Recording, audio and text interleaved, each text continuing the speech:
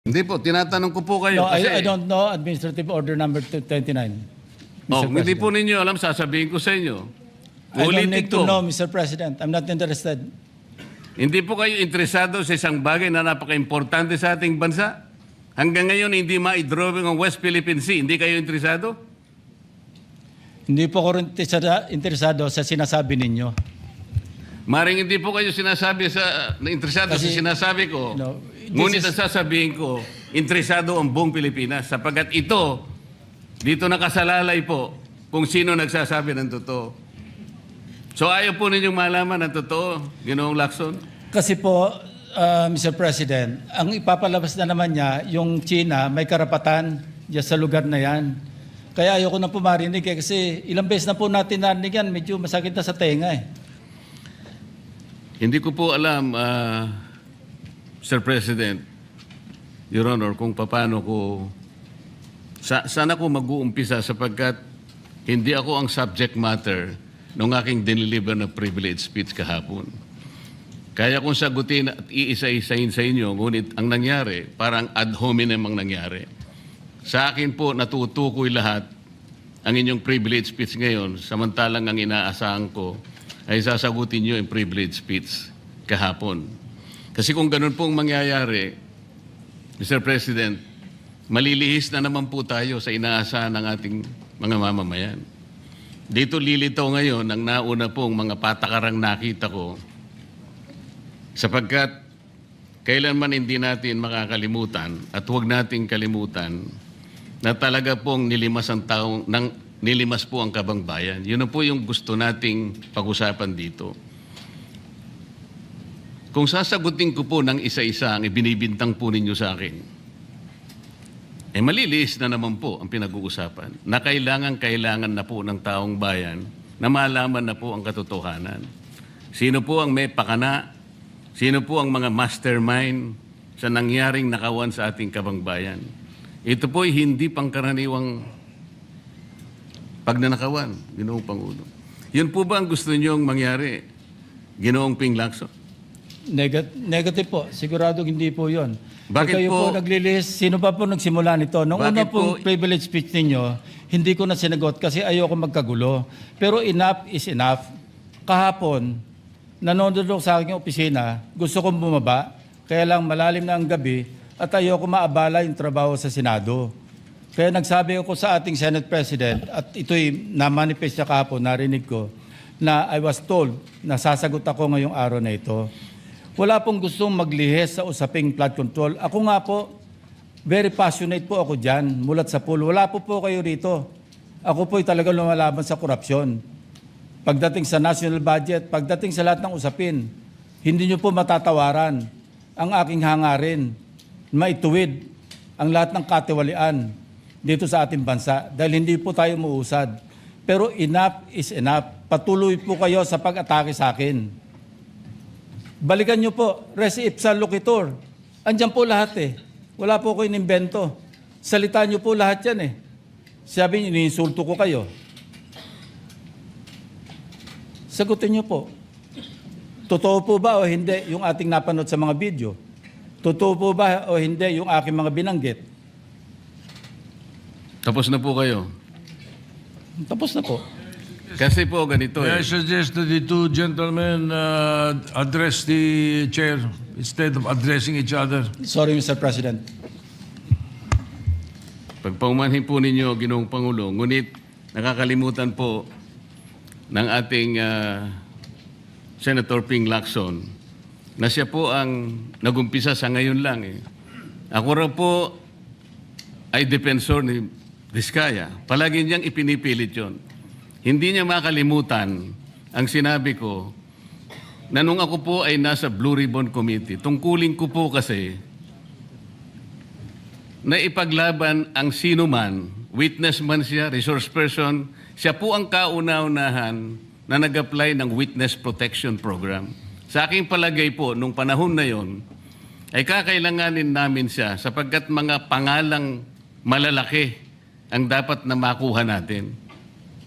Hindi naman siya, ang ibig ko sabihin, si Diskaya po ang mismong nagbigay po ng kanyang kagustuhan. Nung una po, Mr. President, ayaw ko ang maniwala sa kanya. Kaya sinabi ko sa kanya, gumawa ka ng sulat, kahit sulat kamay, para sa ganun, walang masabi ang iba na parang ako pang nag-initiate sa'yo dahil hindi kita kakilala. Kailangan malaman muna natin kung ano ang laman ng iyong testimony. At kailangan ma-determine natin kung talagang meron kang may kukontribute na mga pangalan. Kasi importante na lumitaw ang mga pangalan ng mga taong talagang utak ng pagnanakaw na ito. Yun po ang pinag-umpisahan nun eh.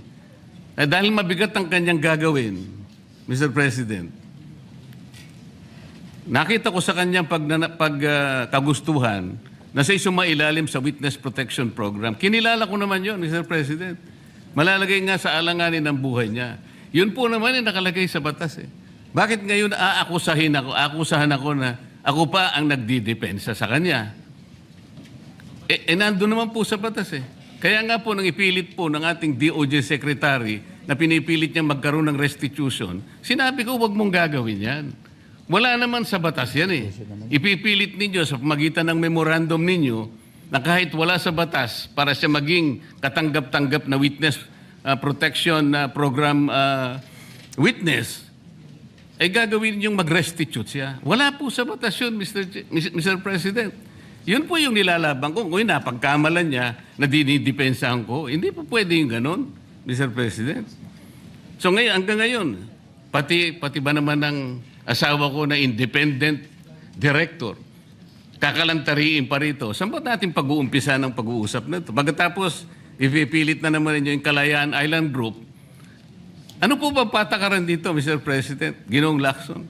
Kailangan bang samot-samot ang gagawin mo para sa isang privilege speech? Kayo po'y matagal na sa Senado. Alam ko po, kabisado nyo yung patakaran dito. Ang isang privilege speech na katutok lang sa isang subject matter. Pero kung gagawin po ninyong samot-samot ito, at pagkatapos ay mag-uumpisa kayo na para bang ang nilalaman ng privilege speech ninyo puro ad hominem. Wala po tayong matatapos dito. Ang hangarin po natin dito ay yung subject matter na pinipilit natin sapagat ito po ang inihintay ng taong bayan. Kung sasagutin ko po ng isa-isa at ang iba po'y sinagot ko na, ay lalayo po tayo. Ang akin pong tinatanong sa aking privilege speech kahapon ay bakit parang hindi ninyo pinagbigyan ang ibang mga tao na napakarami nilang dapat sabihin para sa ganun malaman natin ang katotohanan. Kayo po ang nagsabi, Senator Lacson, Mr. President, napupuntahan natin lahat ng lugar na kung saan ang ebidensya. Hindi po ba kayo po'y nagpahayag noon dito sa plenaryo, Mr. President, Senator Lacson, at sinabi nyo na ang presidente ay name drop ni Yusek Bersamin. Hindi ko man lang po nakita yung kanyang katauhan na ipinatawag nyo dito. Samantalang napakalaki ng dapat niyang ipaliwanag sapagkat kayo po ang nagsabi sa pamamagitan ng pagtitiwala ninyo sa ibinigay na testimony ni Yusek Bernardo na niname drop niya ang presidente. 100 billion pesos po pinag-uusapan dito na kung saan ang porsyentong tinanggap nila sang-ayon din sa inyong pagpapahayag ay 8 billion pesos. Nagtataka po kami, ang taong bayan, hindi nyo man lang pinatawag si Yusek Bersamin. Nagtataka din po ako. Alam po ninyo ito. Nakiusap. Nagpresenta si ex-Governor Chavit Singson. At iminungkahi ko po sa inyo. At ang sabi nyo, sige po, sa susunod na pagdinig natin, ay iimbitahan natin siya. Sapagkat marami raw siyang gustong ibahagi sa ating pagdinig tungkol sa mga project sa Ilocos. Ngunit hindi po nyo tinawag. Yun po yung pinagtataka. Ito po yung gusto ko sanang sagutin ninyo. Sa akin po, wala nang kwenta kahit na ako'y patutsadahan ninyo na ganito ako, ganito kami, ganyan. Hindi na po mahalaga sa akin yun eh. Ang mahalaga po, Mr. President, ang taong bayan ngayon na naghihintay ng kasagutan sa maraming katanungan nila, kung magagawa pa natin na buklatin lahat ang dapat buklatin. Kilalanin kung sino dapat kilalanin. Ang gusto ko pa po sana, Mr. President, sana sagutin po ninyo, Senator Lacson. May I respond, Mr. President? May I respond, Mr. President? Yes, please, go ahead. Mr. President, Your Honor, have you read the partial committee report? Ganito po ang nangyari, Mr. No, have you read the President. partial committee report? That is my question, Mr. President. Binasa ko po, ngunit hindi ko po magawan ng paraan kung paano ko po itatrato. Kasi kahit na po ganun ang nangyari, tiningnan ko po eh. Kaya lang, sabi ko sa mga staff ko, nung mag-meeting kami, bakit ka ako wala man lang pirma ito? Ito po italiwas po sa inyong ipinahayag kahapon. Sinabi nyo President, rito, If I may be natanggap allowed, ko. Mr. President.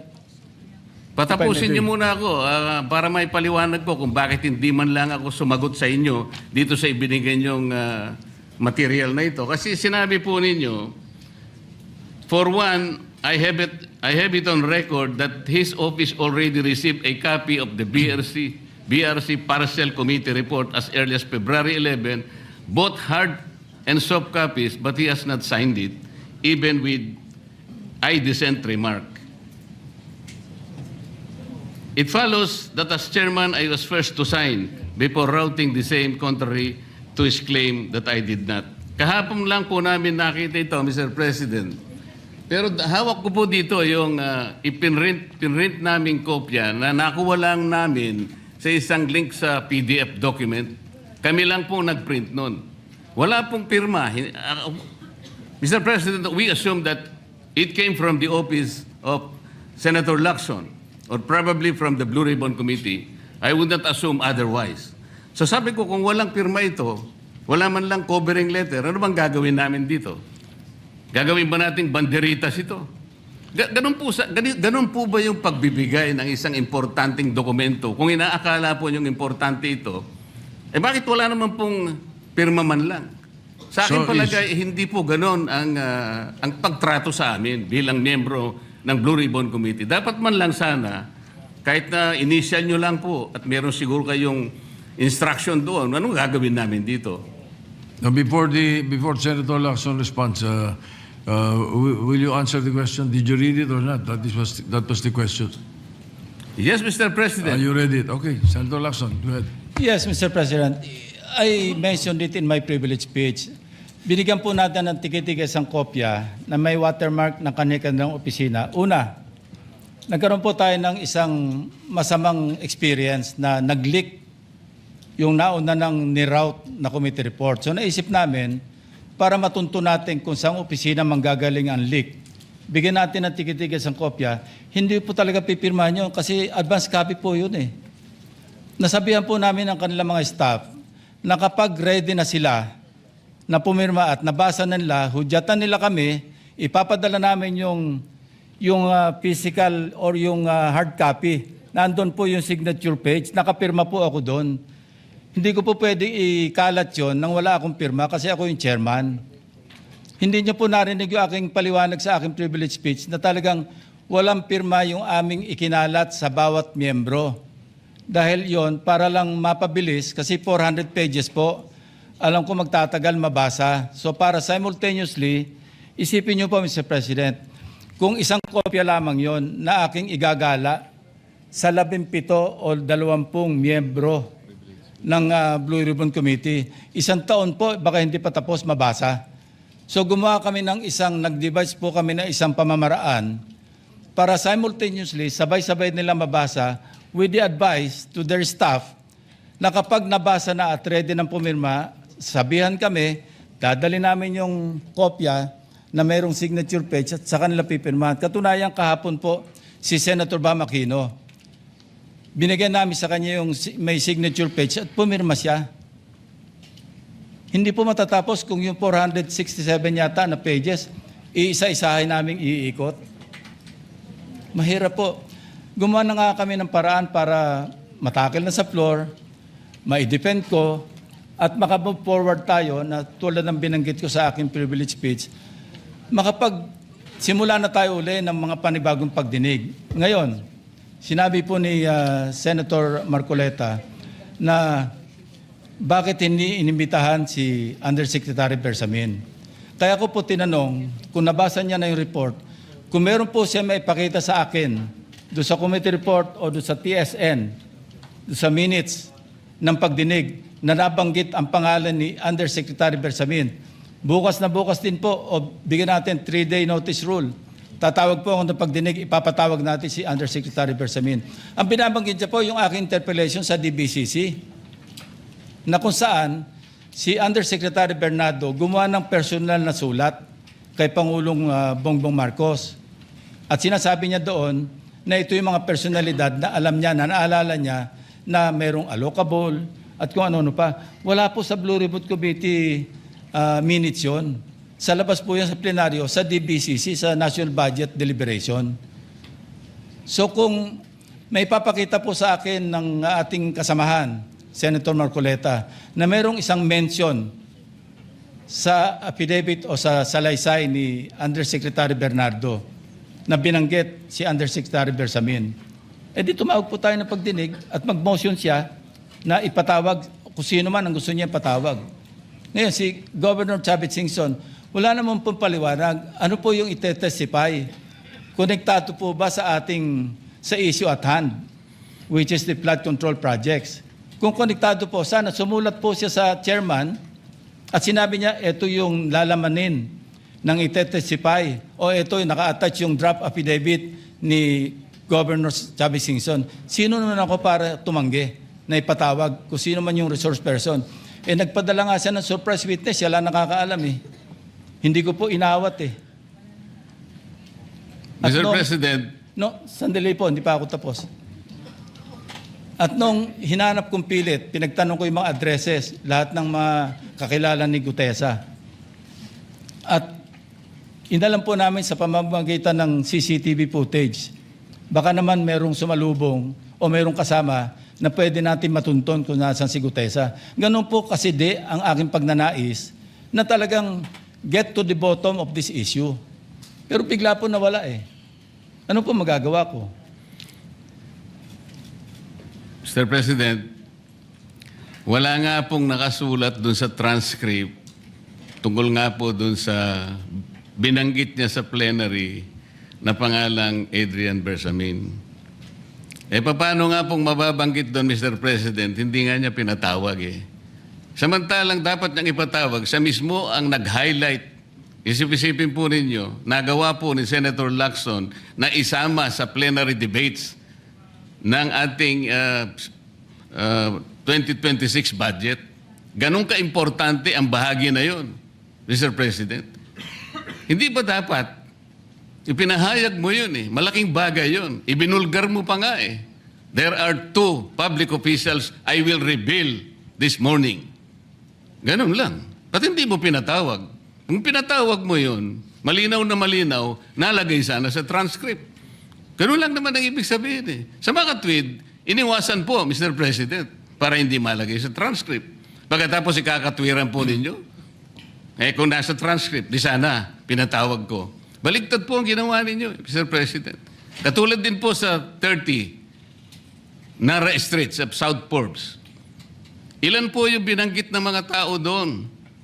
Hindi ko po sinasabing totoo yun, pero for purposes of the inquiry and investigation, kung talagang ganun, kalawak ang inyong pananaw, dahil pati nga po yung pagpunta ni Gutesa, pati CCTV po ipinakita ninyo. And dami po sana ang pagkakataon na nakita sana lahat ng mga binanggit ni Saldico na mga ginamit na sasakyan. Makikita doon sa pagitan ng alas 9 hanggang alas 10 ng umaga. Tawagin natin yung kung sino man yung security agency doon. Pero hindi po ninyo ginawa eh. Pero sasabihin po natin, you wanted to emphasize one point. Kung nasaan ang ebidensya, ay talagang pupuntahan natin. Kayo po ang inconsistent eh. Pagkatapos ako ang sasabihin ninyong inconsistent. Ang dami po eh. Nakiusap ako na, sabi nga natin, Ang dami pong tumuturo sa pangalan ni Martin Romualdez. Inimbita po ninyo, hindi dumating, nakiusap ako, naimbitahan uli. Ang sabi po ninyo sa magitan ng inyong interview, kung pupunta siya rito, welcome. Kung hindi siya pupunta, wala tayong magagawa because of interparliamentary courtesy. Mr. President, hindi po karaniwang pagnanakaw ang nangyari sa kasaysayan ng ating bansa. Hindi po ba ninyo naiisip, mismong kabang bayan ang tumagilid, pagkatapos magtatago kayo sa prinsipyo o doktrina ng interparliamentary courtesy? Kung ako po ang chairman ng Blue Ribbon Committee, Mr. Chair, Mr. President, hindi ko po igagalang interparliamentary immunity sapagkat ang pinag-uusapan dito ay interes ng mamamayan. Huwag po tayong magtago kung saan-saan. Sinabi po ninyo, Mr. President, Senator Lacson, yung Apostille Convention. Hindi ba pinahayag po ninyo sa isang pag-i-interview ninyo na kung si saldi ko lamang ay makakuha ng isang subscribe statement, kahit sa Zoom lang, ipatatawag namin siya. Bakit hindi po ganun ang ginawa ninyo? Pwede naman siyang mag-Zoom pagkatapos na magkaroon ng apostilled sworn statement. Bakit hindi po ninyo ginawa? Meron naman pong Zoom eh. Natatakot yung tao. Nanganganib ang kanyang buhay. At palagay ko naman, nanganganib nga talaga. Iintay pa po ninyo na humarap sa inyo? Pwede naman ang Zoom eh. Kung talagang gusto nyong tuntunin ang lahat ng mga ebidensya na dapat nating puntahan. Ito po yung pinupunto ng aking privilege speech kahapon eh. Hindi ko nga po alam na kapag ako po ang magdi-deliver ng privilege speech, Mr. President, palagi po kayong nawawala. Kasi nga, nasa bandang huli na po ako eh. Pero kung talagang gusto nyo lamang, alam nyo naman na sa agenda po natin kung sino po ang tatayo para mag-deliver ng privilege speech eh. Ayoko pong isipin na sinasadya ninyo. Ngunit narinig naman po ninyo eh. Mr. President, pagkatapos isasama yung Kalayaan Island Group, ano po ba talagang pinag-uusapan natin dito? Yung kapakanan ng bayan, pinipilit po nyong pinagtatanggol ko ang China. Sa March 12 po, Mr. President, Senator Lacson, sana po may panahon kayo sapagkat ipinatawag ko sa magitan ng isang resolution at ito po ay alam na ni Senator Erwin. Pinatawag ko po ang NAMRIA, pinatawag ko po ang Philippine Coast Guard, Philippine Navy, ang DFA, pinatawag ko rin po si Justice Carpio at saka yung professor sa UP. At kung sino man po ang interesado, pero once and for all, malaman po natin dito kung sino ang sinungaling, kung sino ang makatsina, kung sino ang nagagaling-galingan at nagpapanggap na expert in international law. Sana po, Senator Lacson, nandun po kayo. Mr. President, may we hear from the chairman of the Foreign Relations Committee because his name was mentioned. May I just confirm if indeed he will call for a hearing and invite those people mentioned, Mr. President, with due respect? Well, as requested, if you would like to respond, Senator Erwin Tulfo. Thank you, Mr. Chair. This morning, I have received a letter from the Department of Foreign Affairs citing that they cannot attend, including NAMRIA, Mr. Chair, and we have already written to the various chiefs of staff of the members of the Committee on Foreign Affairs. They cited, including NAMRIA, that they cannot attend because of the fact that it is a matter of national security, Mr. President. And I also have a copy that will be sent to your office, Mr. President. The reason given by NAMRIA, the Armed Forces of the Philippines, and the Department of Foreign Affairs, Mr. President. In other words, Mr. President, the gentleman from Pampanga and Tarlac is confirming something that is not confirmed. Mr. President, that is too much of a statement. Kausap ko pa lamang ang chairman at kaming dalawa po nagkakausap at niremind pa nga ako yung mga nakarang araw na March 12, okay ka na. So, ang sabi ko sa kanya, ito po ang dapat nating maimbitahan. Bakit naman po nagkaroon ng issue sa national security ang pagdinig tungkol sa usapin sa West Philippine Sea. Mr. President? Ito na naman po ba ay patakaran para ilihis na naman? Hindi po pag-uusapan dito kung ano-ano mang klaseng teritoryo ang pag-uusapan dito. Ang pag-uusapan lang natin ay yung masigalot na pinalalaki nila at hindi nila maintindihan na walang kamatay ang West Philippine Sea. Nakalagay po kasi sa Administrative Order number 29, dated 2012, Mr. President.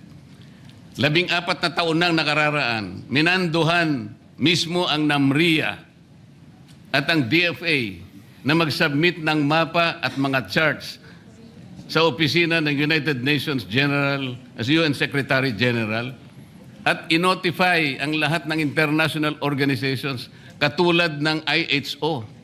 Ano po bang ibig sabihin nun, Mr. President? Alam po ba ito ni Senator Lacson, yung Administrative Order number 29? This is something between the chairman of the Foreign Relations Committee and the gentleman from Tarlac and Pampanga, Mr. President. Hindi po, tinatanong ko po kayo. No, kasi, I don't know Administrative Order number 29. Mr. hindi President. po ninyo alam, sasabihin ko sa inyo. I don't Ulitin need ko. to know, Mr. President. I'm not interested. Hindi po kayo interesado sa isang bagay na napaka-importante sa ating bansa?